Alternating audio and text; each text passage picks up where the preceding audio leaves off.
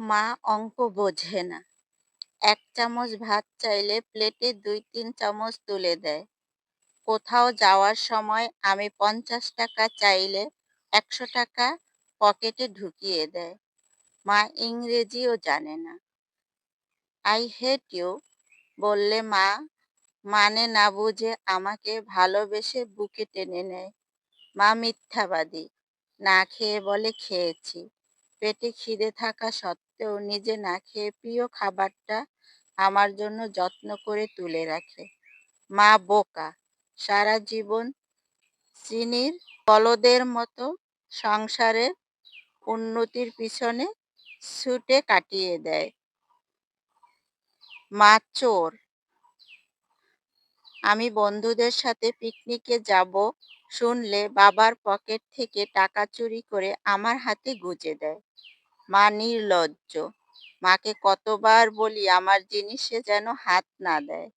তবুও মা নির্লজ্জের মতো আমার এলোমেলো পড়ে থাকা জিনিসগুলো নিজের হাতে গুছিয়ে রাখে। মা বেহায়া। আমি কথা না বললেও জোর করে এসে বেহায়ার মতো গায়ে পড়ে কথা বলে।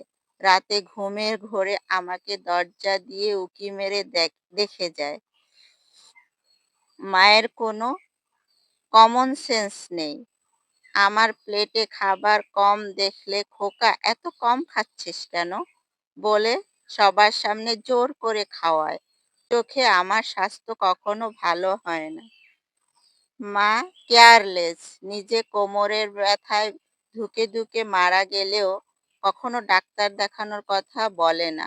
অথচ আমার একটা কাশিতে তার দিনটা যেন ওলটপালট হয়ে যায়।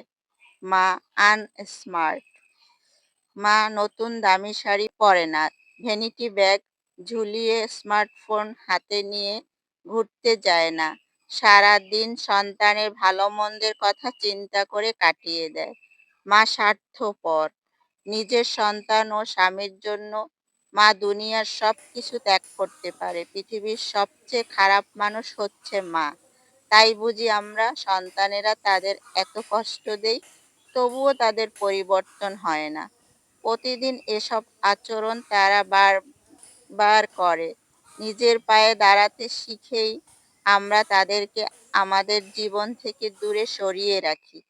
তবুও তারা নির্বোধের মতো সৃষ্টিকর্তার কাছে আমাদের জন্য প্রার্থনা করে। সারা জীবন তারা আমাদের ভালোবাসা দিয়েই যায়। বিনিময়ে শুধু দিনে একবার হলেও সন্তানের মুখে আদরের মা ডাক শুনতে চায়। তো বন্ধুরা, গল্পটি কেমন লাগলো? গল্পটি ফেসবুক থেকে সংগ্রহ করা।